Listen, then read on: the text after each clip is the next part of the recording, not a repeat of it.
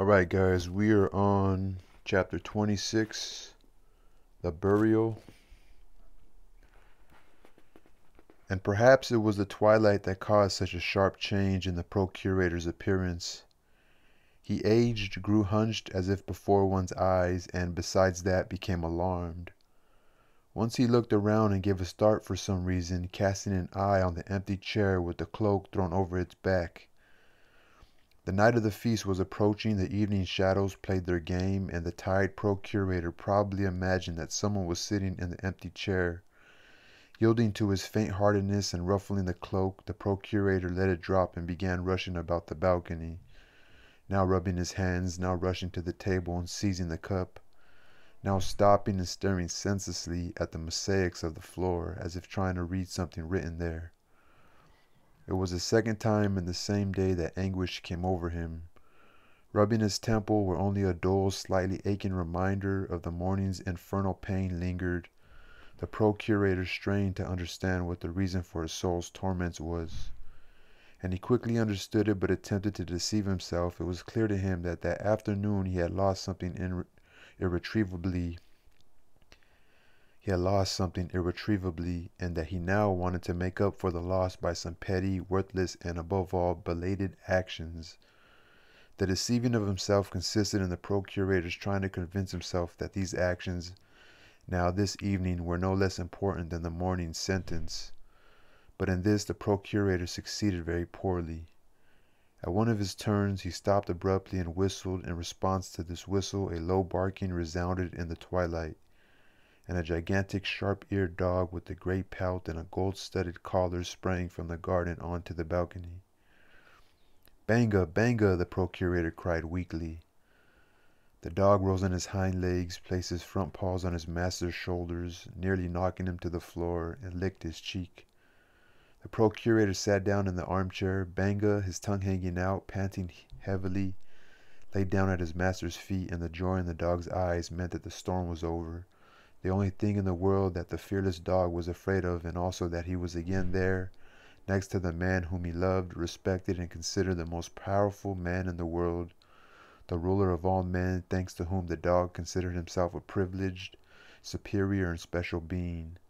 Lying down at his master's feet without even looking at him, but looking into the dusky garden, the dog nevertheless realized at once that trouble had befallen his master. He therefore changed his position, got up, came from the side, and placed his front paws and head on the procurator's knees, smearing the bottom of his cloak with wet sand. Banga's actions were probably meant to signify that he comforted his master and was ready to meet misfortune with him. He also attempted to express this with his eyes, casting sidelong glances at his master, and with his alert, pricked-up ears. Thus the two of them, the dog and man who loved each other, met the night of the feast on the balcony. Meanwhile, the procurator's guest was in the midst of a great bustle. After leaving the upper terrace of the garden before the balcony, he went down the stairs to the next terrace of the garden, turned right, and came to the barracks which stood on the palace grounds. And these barracks, the 2 centuries that had come with the procurator for the feast in Yerushalayim, were quartered, as was the procurator's secret guard, which was under the command of this very guest. The guest did not spend much time in the barracks, no more than 10 minutes, but at the end of these 10 minutes, 3 carts drove out of the barracks yard, loaded with entrenching tools and a barrel of water.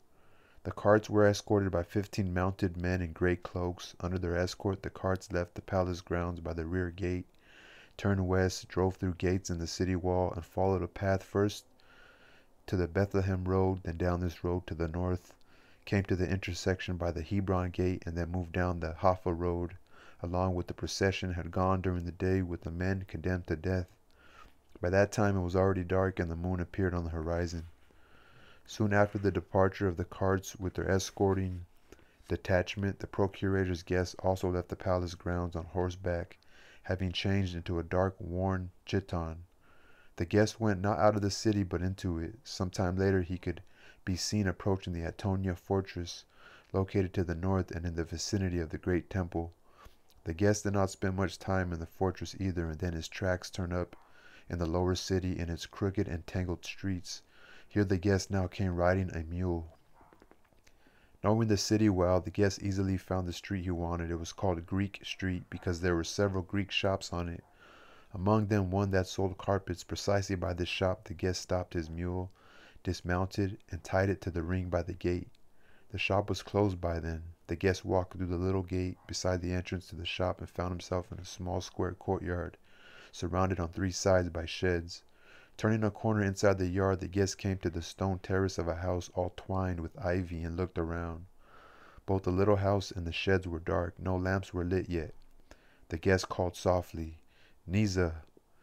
At this call, a door creaked, and in the evening twilight a young woman without a veil appeared on the terrace. She leaned over the railing, peering anxiously, wishing to know who had come. Recognizing the visitor, she smiled amiably to him, nodded her head, waved her hand. "Are you alone?"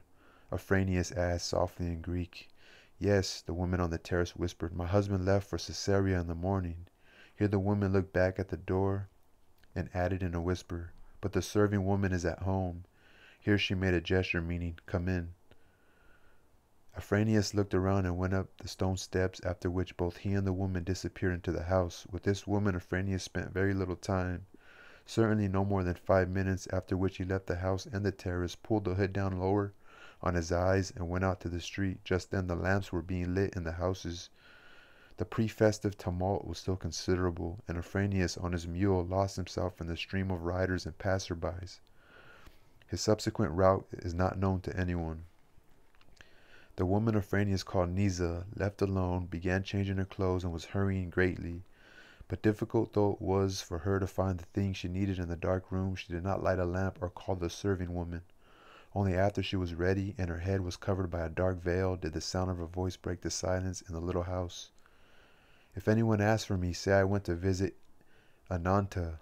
The old serving woman's grumbling was heard in the darkness. "Ananta? Ah, this Ananta.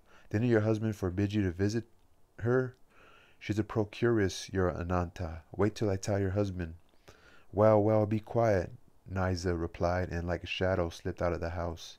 Nisa's sandals pattered over the stone flags of the yard. The serving woman, grumbling, shut the door to the terrace. Nisa left her house. Just at that time, from another lane in the lower city, a twisting lane that ran down from ledge to ledge to one of the city pools, from the gates of an unsightly house with a blank wall looking onto the lane and windows on the courtyard, came a young man with a neatly trimmed beard, wearing a white kaifa falling to his shoulders, a new pale blue festive talith with tassels at the bottom, and creaking new sandals. The handsome aquiline nosed young fellow, all dressed up for the great feast, walked briskly, getting ahead of passers-by, hurrying home for the solemn meal, and watched as one window after another lit up. The young man took the street leading past the bazaar to the palace of the high priest Kaifa, located at the foot of the temple hill.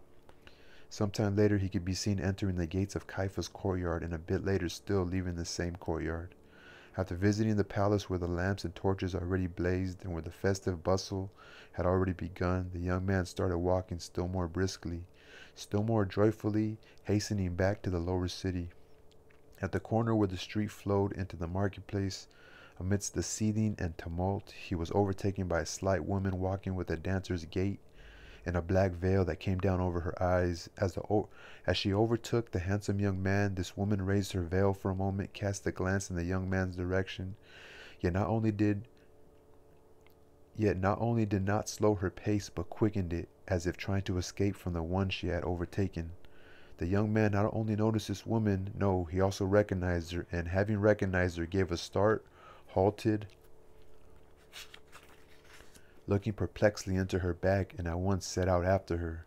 Almost knocking over some passer-by carrying a jug, the young man caught up with the woman, and, breathing heavily with agitation, called out to her, "Nisa." The woman turned, narrowed her eyes, her face showing cold vexation, and replied dryly in Greek, "Ah, it's you, Judas. I didn't recognize you at once. That's good, though. With us, if someone's not recognized, it's a sign he'll get rich." So agitated that his heart started leaping like a bird under a black cloth, Judas asked in a faltering whisper, for fear passers-by might overhear, "Where are you going, Nisa? And what do you want to know that for?" replied Nisa, slowing her pace and looking haughtily at Judas. Then some sort of childish intonations began to sound in Judas's voice. He whispered in bewilderment, "But why? We had it all arranged. I wanted to come to you. You said you'd be home all evening."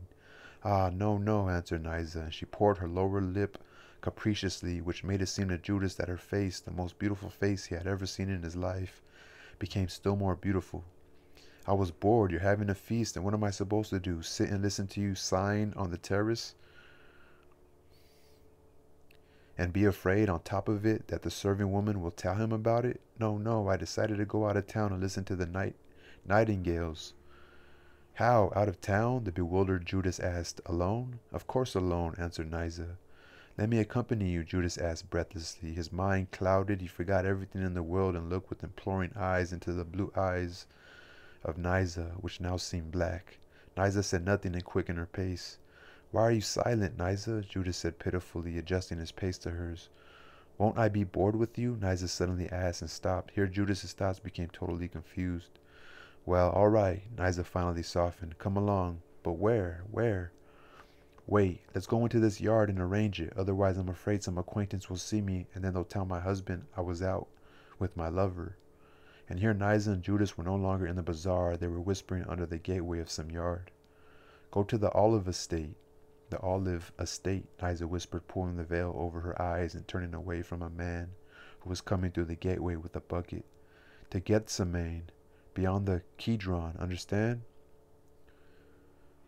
Gethsemane, I think that's how they say it. "Beyond the Kedron, understand?" "Yes, yes, yes." "I'll go ahead," Niza continued, "but don't follow my heels. Keep separate from me. I'll go ahead. When you cross the stream, you know where the grotto is." "I know, I know." "Go up past the olive press and turn to the grotto. I'll be there. Only don't you dare come after me at once. Be patient. Wait here." And with these words, Niza walked out the gateway as though she had never spoken with Judas. Judas stood for some time alone, trying to collect his scattering thoughts. Among them was the thought of how he was going to explain his absence from the festal family meal. Feast, like for a feast. Judas stood thinking up some lie, but in his agitation was unable to think through or prepare anything properly, and slowly walked out the gateway. Now he changed his route. He was no longer heading towards the lower city, but turned back to Caiaphas' palace. The feast had already entered the city. In the windows around Judas, not only were lights shining, but hymns of praise were heard. On the pavement, belated passers-by urged their donkeys on, whipping them up, shouting at them. Judas's leg carried him by themselves, and he did not notice how the dread, mossy Antonia towers flew past him. He did not hear the roar of trumpets in the fortress, did not pay attention to the mounted Roman patrol and its torch that flooded his path with an alarming light. Turning after he passed the tower, Judas saw that in the terrible bright above the temple 2 gigantic, 5-branched candlesticks blazed, but even these Judas made out vaguely. It seemed to him that 10 lamps of an unprecedented size lit up over Yerushalayim, competing with the light of the single lamp that was rising ever higher over Yerushalayim, the moon. Now Judas could not be bothered with anything. He headed for the Gethsemane gate. He wanted to leave the city quickly. At times it seemed to him that before him, among the backs and faces of passers-by, the dancing little figure flashed, leading him after her.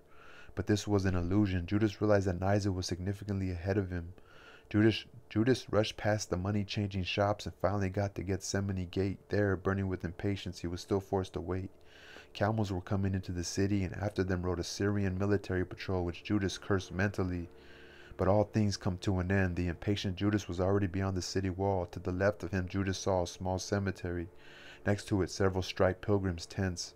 Crossing the dusty road flooded with moonlight, Judas headed for the stream of the Kidron with the intention of wading across it. The water babbled quietly under Judas's feet. Jumping from stone to stone, he finally came out on the Gethsemane bank opposite and saw with great joy that here the road below the gardens was empty. The half-ruined gates of the olive estate could already be seen not far away. After the stifling city, Judas was struck by the stupefying smell of the spring night. From the garden, a wave of myrtle and acacia from the Gethsemane glades poured over the fence. No one was guarding the gateway. There was no one in it, and a few minutes later Judas was already running under the mysterious shade of the enormous spreading olive trees. The road went uphill. Judas ascended, breathing heavily at times, emerging from the darkness onto the patterned carpets of moonlight, which reminded him of the carpets he had seen in the shop of Nisa's jealous husband. A short time later there flashed at Judas's left hand in a clearing an olive press with a heavy stone wheel and a pile of barrels. There was no one in the garden. Work had ended at sunset, and now over Judas choirs of nightingales pealed and trilled. Judas's goal was near. He knew that on his right in the darkness he would presently begin to hear the soft whisper of water falling in the grotto. And so what happened, he heard it. It was getting cooler. Then he slowed his pace and called softly, "Nisa." But instead of Nisa, a stocky male figure detaching itself from a thick olive trunk leaped out on the road, and something gleamed in its hand and at once went out. With a weak cry, Judas rushed back, but a second man barred his way. The first man in front of him asked Judas, "How much did you just get? Speak if you want to save your life." Hope flared up in Judas's heart, and he cried out desperately, 30 tetradrachmas, 30 tetradrachmas. I have it all with me. Here's the money. Take it, but grant me my life." The man in front instantly snatched the purse from Judas's hands, and at the same instant a knife flew up behind Judas's back and struck the lover under the shoulder blade. Judas was flung forward and thrust out his hands with clawed fingers into the air. The front man caught Judas on his knife and burned it up to the hilt in Judas's heart. So they're attacking him for betraying Jesus. The man in front instantly snatched the purse from Judas's hand. At the same instant, a knife flew up behind Judas's back and struck the lover under the shoulder blade. Judas was flung forward and thrust out his hands and clawed fingers into the air. The front man caught Judas on his knife and buried it up to the hilt in Judas's heart. "Nisa," Judas said, not in his own high and clear young voice, but in a low and reproachful one, and uttered not another sound. His body struck the earth so hard that it hummed. Then a third figure appeared on the road. This third one wore a cloak with a hood. "Don't linger," he ordered. The killers quickly wrapped the purse together with a note handed to them by the third man in a piece of leather and crisscrossed it with twine. The second put the bundle into his bosom, and then the two killers plunged off the roadsides, and the darkness between the olive trees ate them. The third squatted down by the murdered man and looked at his face. In the darkness it appeared white as chalk to the gazing man, and somehow spiritually beautiful. A few seconds later there was not a living man on the road. The lifeless body lay with outstretched arms. The left foot was in a spot of moonlight so that each strap of the sandal could be seen distinctly. The whole garden of Gethsemane was just then pealing with the song of nightingales. Where the two who had stabbed Judas went, no one knows, but the route of the third man in the hood is known. Leaving the road, he headed into the thick of the olive trees, making his way south. He climbed over the garden fence far from the main gate in the southern corner, where the upper stones of the masonry had fallen out. Soon he was on the bank of the Kidron. Then he entered the water and for some time made his way in it until he saw ahead the silhouettes of two horses and a man beside them. The horses were also standing in the stream. The water flowed, washing their hooves. The horse handler mounted one of the horses. The man in the hood jumped on to the other, and the two slowly walked in the stream, and one could hear the pebbles crunching under the horse's hoofs. Then the riders left the water, came out on the Yerushalayim bank, and rode slowly under the city wall. Here the horse handler separated himself, galloped ahead, and disappeared from view, while the man in the hood stopped his horse, dismounted on the deserted road, removed his cloak, turned it inside out, took from under the cloak a flat helmet without plumes, and put it on. Now it was a man in a military chlamys with a short sword at his hip who jumped onto the horse. He touched the reins, and the fiery cavalry horse set off at a trot, jolting its rider. It was not a long way. The rider was approaching the southern gate of Yerushalayim. Under the arch of the gateway the restless flame of torches danced and leaped. The soldiers on guard from the 2nd century of the lightning legion sat on the stone benches playing dice. Seeing a military man ride in, the soldiers jumped up. The man waved his hand to them and rode on into the city. The city was flooded with festive lights. The flames of lamps played in all the windows, and from everywhere, merging into one dissonant chorus, came hymns of praise. Occasionally glancing into windows that looked on to the street, the rider could see people at tables set with roast kid and cups of wine amidst dishes of bitter herbs.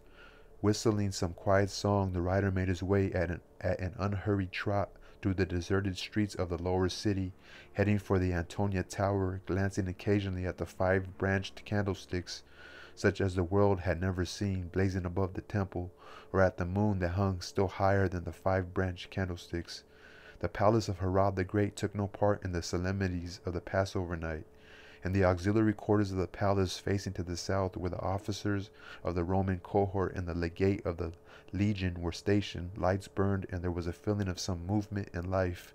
But the front part, the formal part, which housed the sole and involuntary occupant of the palace, the procurator, all of it, with its columns and golden statues, was as if blind under the brightest moon. Here, inside the palace, darkness and silence reigned. And the procurator, as he had told Afranius, would not go inside. He ordered his bed made up on the balcony, there where he had dined and where he had conducted the interrogation in the morning. The procurator lay on the made-up couch, but sleep would not come to him. The bare moon hung high in the clear sky, and the procurator did not take his eyes off it for several hours. Approximately at midnight, sleep finally took pity on the hegemon. With a spasmodic yawn, the procurator unfastened and threw off his cloak, removed the belt girded over his shirt with a broad steel knife in a sheath, placed it on the chair by his couch, took off his sandals and stretched out. Banga got on the bed at once and lay down next to him, head to head, and the procurator, placing his hand on the dog's neck, finally closed his eyes. Only then did the dog also fall asleep. The couch was in semi-darkness, shielded from the moon by a column, but a ribbon of moonlight stretched from the porch steps to the bed. At once the procurator lost connection with what surrounded him. In reality, he immediately set out on the shining road and went up it straight towards the moon.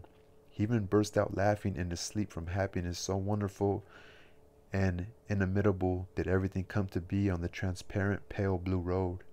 He walked in the company of Banga, that's his dog, and beside him walked the wandering philosopher. They were arguing about something very complex and important, and neither of them could refute the other. They did not agree with each other in anything, and that made their argument especially interesting and endless. It went without saying that today's execution proved to be a sheer misunderstanding. Here this philosopher, who had thought up such an incredibly absurd thing as that all men are good, was walking beside him, therefore he was alive. And of course it would be terrible even to think that one could execute such a man. There had been no execution, that was the loveliness of this journey up the stairway of the moon. There was as much free time as they needed, and the storm would come only towards evening, and cowardice was undoubtedly one of the most terrible vices. Thus spoke Yeshua HaNazri. No philosopher, I disagree with you, it is the most terrible vice. He, for example, the present procurator of Judea and former tribune of a legion, had been no coward that time. In the valley of the Virgins, when the fierce Germani had almost torn Ratslayer the giant to pieces. But good heavens, philosopher, how can you, with your intelligence, allow yourself to think that for the sake of man who has committed a crime against Caesar, the procurator of Judea would ruin his career? For the sake of a man who has committed a crime against Caesar, the procurator of Judea would ruin his career? Yes, yes, Pilate moaned and sobbed in his sleep. Of course he would. In the morning he still would not, but now at night, after weighing everything, he would agree to ruin it. He would do everything to save the decidedly innocent, mad dreamer and healer from execution. Now we shall always be together, said the ragged, wandering philosopher in his dream, who for some unknown reason had crossed paths with the equestrian of the golden spear. Where there's one of us, straightway there will be the other. Whenever I am remembered, you will at once be remembered too. I, the foundling, the son of unknown parents, and you, the son of an astrologer king and a miller's daughter, the beautiful Pila. Yes, and don't you forget to remember me, the astrologer's son, Pilate asked in his dream, and securing in his dream a nod from the Ansarid beggar who was walking beside him, the cruel procurator of Judea wept and laughed from joy in his dream. This was all very good, but the more terrible was the hegemon's awakening. Banga growled at the moon, and the pale blue road, slippery as though smoothed with oil, fell away before the procurator. He opened his eyes, and the first thing he remembered was that the execution had been. The first thing the procurator did was to clutch Banga's collar with a habitual gesture. Then, with sick eyes, he began searching for the moon, and saw that it had moved slightly to the side and turned silvery. Its light was being interfered with being interfered with by an unpleasant, restless light playing on the balcony right before his eyes. A torch blazed and smoked in the hand of the centurion Ratslayer. The holder of it glanced sidelong with fear and spite at the dangerous beast preparing itself to leap. "Stay, Banga," the procurator said in a sick voice and coughed. Shielding himself from the flame with his hand, he went on. "Even at night, even by moonlight, I have no peace. Oh gods, yours is also a bad job, Mark, you crippled soldiers." Mark gazed at the procurator in great amazement, and the man recollected himself. To smooth over the unwarranted words spoken while not quite awake, the procurator said, "Don't be offended, centurion. My position, I repeat, is still worse. What do you want?" "The head of the secret guard is waiting to see you," Mark reported calmly. Call him," the procurator ordered, clearing his throat with the cough, and he began feeling for his sandals with his bare feet. The flame played on the columns. The centurion's caligae tramped across the mosaics. The centurion went out to the garden. "Even by moonlight I have no peace," the procurator said to himself, grinding his teeth. Instead of the centurion, a man in a hood appeared on the balcony. "Stay, Banga," the procurator said quietly, and pressed the back of the dog's head. Before beginning to speak, Afranius, as was his custom, looked around and stepped into the shadow, and having made sure that, besides Banga, there were no extra persons on the balcony, he said quietly, "I asked to be tried, procurator. You turned out to be right. I was unable to protect Judas of Kerioth. He has been stabbed to death. I asked to be tried and retired." It seemed to Afranius that 4 eyes were looking at him, a dog's and a wolf's. Afranius took from under his chlamys a purse stiff with blood sealed with 2 seals. "This is the bag of money the killers left at the high priest's house. The blood on this bag is the blood of Judas of Kerioth." "How much is there, I wonder?" asked Pilate, bending over the bag. 30 tetradrachmas. The procurator grinned and said, "Not much." Afranius was silent. "Where's the murdered man?" "That I do not know. The visitor who never parted with his blood." Okay, so he says, "Where is the murdered man?" "That I do not know," the visitor who never parted with his hood said with calm dignity. "We will begin a search in the morning." The procurator started, abandoning a sandal strap that refused to be fastened. "But you do know for certain that he was killed?" To this, the procurator received a dry response. "I have been working in Judea for 15 years, procurator. I began my service under Valerius Gratus. I do not have to see the corpse in order to say that a man has been killed, and so I report to you that the one who was called Judas of Kerioth was stabbed to death several hours ago." "Forgive me, Afranius," answered Pilate. "I'm not properly awake yet. That's why I said it. I sleep badly." The procurator grinned. "I keep seeing a moonbeam in my sleep. Quite funny, imagine. It's as if I am walking along this moonbeam. And so I would like to know your thoughts on this matter. Where are you going to look for him? Sit down, head of the Secret Service." Afranius bowed, moved the chair closer to the bed, and sat down, clinking his sword. "I'm going to look for him not far from the oil press in the Garden of Gethsemane." So, and why there, precisely?" "As I figure it, Hegemon, Judas was not killed in Yeshalem itself, nor anywhere very far from it. He was killed near Yeshalem. I regard you as one of the outstanding experts in your business. I do not know how things are in Rome, but in the colonies you have no equal. But explain to me, why are you going to look for him precisely there?" "I will by no means admit the notion," Afranius spoke in a low voice, "of Judas letting himself be caught by any suspicious people within city limits. It's impossible to put a knife into a man secretly in the street. That means he was lured to a basement somewhere. But the service has already searched for him in the lower city, and undoubtedly would have found him. He is not in the city, I can guarantee that. If he was killed far from the city, this packet of money could not have been dropped off so quickly. He was killed near the city. They managed to lure him out of the city. I cannot conceive how that could have been done." "Yes, procurator, that is the most difficult question in the whole affair, and I don't even know if I will succeed in resolving it. It is indeed mysterious. A believer, on the eve of the feast, goes out of the city for some unknown reason, leaving the Passover meal, and perishes there. Who could have lured him, and how?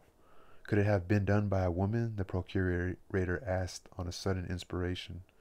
Afranius replied calmly and weightily, "By no means, procurator. That possibility is utterly excluded. One must reason logically. Who was interested in Judas's death? Some wandering dreamers, some circle in which, first of all, There weren't any women. To marry, procurator, one needs money. To bring a person into the world, one needs the same.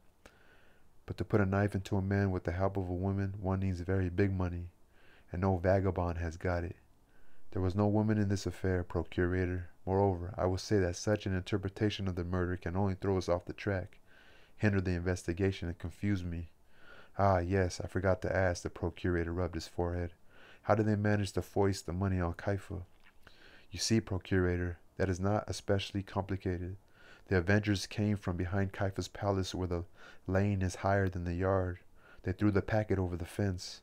With a note? Yes, exactly as you suspected, procurator. I see that you are perfectly right, Afranius, said Pilate, and I merely allowed myself to express a supposition. Alas, it is erroneous, procurator.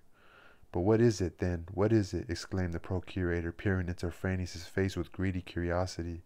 I suppose it's money again. An excellent thought, but who could have offered him money at night, outside the city, and for what? Oh no, procurator, it's not that. I have only one supposition, and if it is wrong, I may not find any other explanations. Afranius leaned closer to the procurator and finished in a whisper. Judas wanted to hide his money in a secluded place known only to himself. A very subtle explanation. That apparently is how things were. Now I understand you. He was lured out by others. He was lured out not by others, but by his own purpose. Yes, that's so. So Judas was mistrustful. He was hiding the money from others. Yes, in Gethsemane, you said. And why you intend to look for him precisely there, that I confess I do not understand. Oh, procurator, that is the simplest thing of all. No one would hide money on the roads in open and empty places. Judas was neither on the road to Hebron nor on the road to Bethany. He had to be in a protected, secluded place with trees. It's as simple as that. And except for Gethsemane, there are no such places near Jerusalem. He couldn't have gone far. You have utterly convinced me, and so, what are we to do now? I will immediately start a search for the murderers who tracked Judas out of the city, and I myself, meanwhile, as I've already reported to you, will stand trial. What for? My guards lost him in the bazaar last evening after he left Kaifa's palace. How it happened I cannot comprehend. It has never happened before in my life. He was put under surveillance just after our conversation, but in the neighborhood of the bazaar he doubled back somewhere and made such a strange loop that he escaped without a trace. So I declare to you that I do not consider it necessary to try you. You did all you could, and no one in the world, here the procurator smiled, could do more than you. Penalize the sleuths who lost Judas, but here too I warn you, I would not want it to be anything of a severe sort. In the last analysis, we did everything to take care of the blackguard. Yes, although, here Afranius tore the seal off the packet and showed its contents to Pilate. Good heavens, what are you doing, Afranius? Those must be temple seals. The procurator needn't trouble himself with that question, Afranius replied, closing the packet. Can it be that you have all the seals? Pilate asked, laughing. It couldn't be otherwise, procurator, Afranius replied very sternly, not laughing at all. I can imagine the effect at Kaifa's. Yes, procurator, it caused great agitation. They summoned me immediately. Even in the semi-darkness, one could see how Pilate's eyes flashed. That's interesting. I ventured to disagree, procurator. It was not interesting. A most boring and tiresome business. To my question whether anyone had been paid money in Kaifa's palace, I was told categorically that there had been nothing of the sort. Ah, yes? Well, so, if no one was paid, no one was paid. It will be that much harder to find the killers. Absolutely right, procurator. It suddenly occurs to me, Afranius, might he not have killed himself? Oh no, procurator, Afranius replied, even leaning back in his chair from astonishment. Excuse me, but that is entirely unlikely. Ah, everything is likely in this city. I'm ready to bet that in a very short time rumors of it will spread all over the city. Here Afranius again darted his look at the procurator, thought for a moment, and replied, That may be, procurator. The procurator was obviously still unable to part with this question of the killing of the man from Koroviev, though everything was already clear, and he said, even with a sort of reverie, But I'd like to have seen how they killed him. He was killed with great art, procurator, Afranius replied, glancing somewhat ironically at the procurator. How do you know that?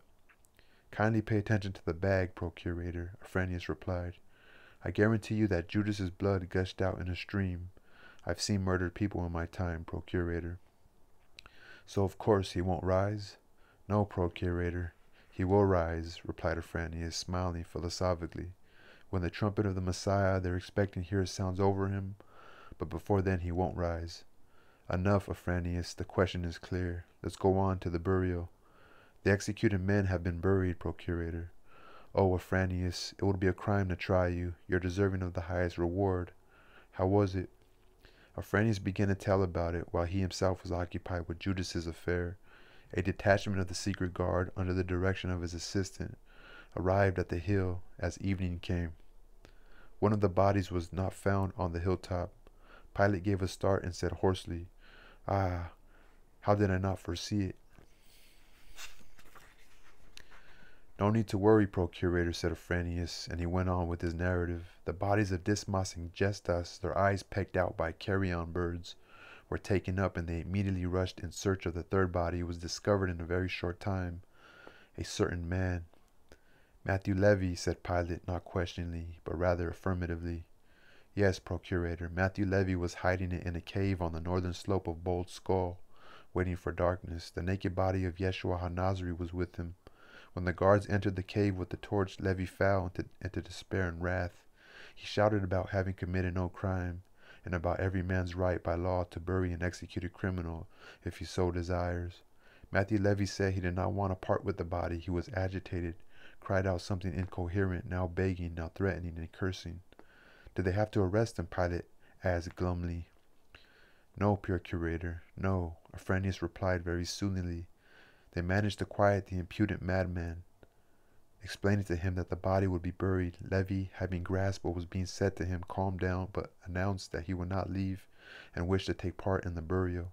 He said he would not leave even if they started to kill him, and even offered for that purpose a bread knife he had with him. Was he chased away? Pilate asked in a stifled voice. No, Procurator, no. My assistant allowed him to take part in the burial. Which of your assistants was in charge of it? Asked Pilate. Ptolemy, Afranius answered, and added in alarm, perhaps he made a mistake. Go on, answered Pilate. There was no mistake. Generally, I am beginning to feel a bit at a loss, Afranius. I am apparently dealing with a man who never makes mistakes. That man is you. Matthew Levy was taken in the cart with the bodies of the executed men, and in about 2 hours they reached a solitary ravine north of Yerushalayim. There the detachment, working in shifts, dug a deep hole within an hour and buried all 3 executed men in it. Naked? No, Procurator. The detachment brought chitons with them for that purpose. They put rings on the buried men's fingers, Yeshua's with 1 notch, Dismas with 2, and Gestas with 3. The whole has been covered over and heaped with stones. The landmark is known to Ptolemy. Ah, if only I had foreseen it, Pilate spoke, wincing. I needed to see this Matthew Levy. He is here, Procurator. Pilate, his eyes wide open, stared at Afranius for some time and then said, I thank you for everything that has been done in this affair. I ask you to send Ptolemy to me tomorrow and to tell him beforehand that I am pleased with him. And you, Afranius, here the Procurator took a seal ring from the pouch of the belt lying on the table and gave it to the head of the Secret Service. I beg you to accept this as a memento. Afranius bowed and said, A great honor, Procurator. I request that the detachment that performed the burial be given rewards. The sleuths who let Judas slip, a reprimand. Have Matthew Levy sent to me right now. I must have the details on Yeshua's case. Understood, Procurator. Afranius replied and began retreating and bowing, while the Procurator clapped his hands and shouted, To me, here, a lamp to the colonnade. Afranius was going out to the garden when lights began to flash in the hands of servants behind Pilate's back. 3 lamps appeared on the table before the Procurator, and the moonlit night at once retreated to the garden as if Afranius had led it away with him. In place of Afranius, an unknown man, small and skinny, stepped onto the balcony beside the gigantic centurion. The latter, catching the Procurator's eye, withdrew to the garden at once, and there disappeared. The Procurator studied the newcomer with greedy and slightly frightened eyes. So one looks at a man of whom one has heard a great deal, of whom one has been thinking, and who finally appears. The newcomer, a man of about 40, was black-haired, ragged, covered with caked mud.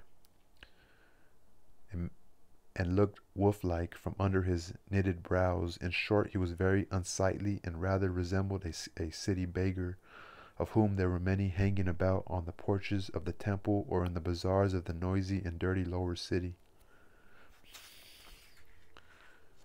The silence continued for a long time and was broken by the strange behavior of the man brought to Pilate. His countenance changed, he swayed, and if he had not grasped the edge of the table with his dirty hand, he would have fallen. "What's wrong with you?" Pilate asked him. "Nothing," answered Matthew Levy, and he made a movement as if he were swallowing something. His skinny, bare, gray neck swelled out and then slackened again. "What's wrong? Answer me," Pilate repeated.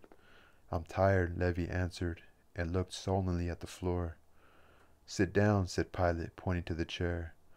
Levy looked at the procurator mistrustfully, moved towards the armchair, gave a timorous, sidelong glance at the gilded armrest, and sat down, not in the chair, but beside it on the floor. "Explain to me, why did you not sit in the chair?" asked Pilate. "I'm dirty. I'd soil it," and Levy, looking at the ground. "You'll presently be given something to eat." "I don't want to eat," answered Levy. "Why lie?" Pilate asked quietly. "You haven't eaten for the whole day, maybe even longer. Very well, don't eat. I've summoned you so that you could show me the knife you had with you."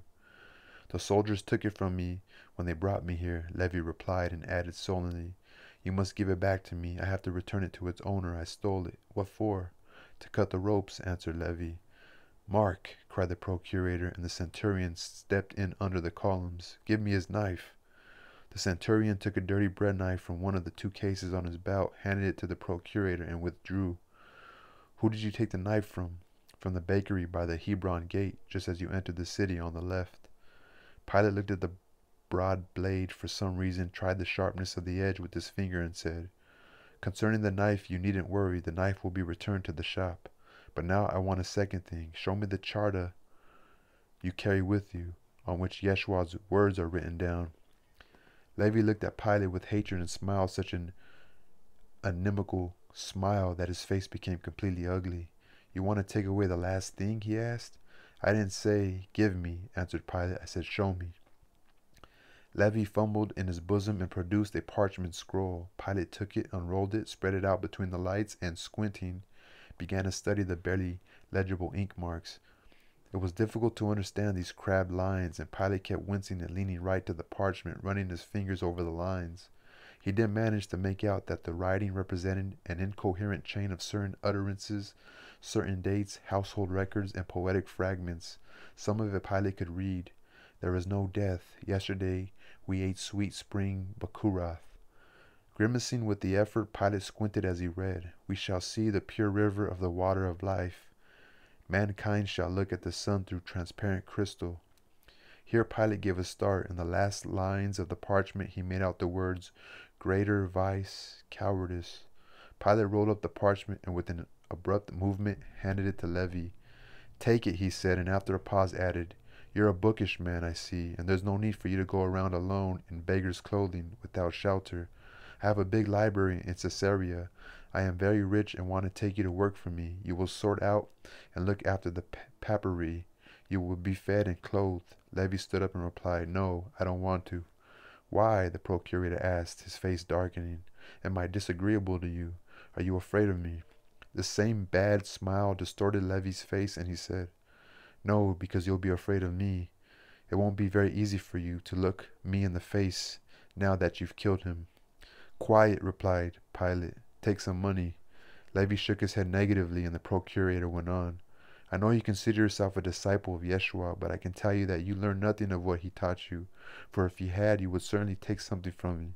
Bear in mind that before he died, he said he did not blame anyone." Pilate raised a finger significantly. Pilate's face was twitching, and he himself would surely have taken something. "You are cruel," and he was not cruel. "Where will you go?" Levy suddenly came up to the table, leaned both hands on it, and gazing at the procurator with burning eyes, whispered to him, "Know, hegemon, that I am going to kill a man in Yerushalayim. I wanted to tell you that so you know there will be more blood."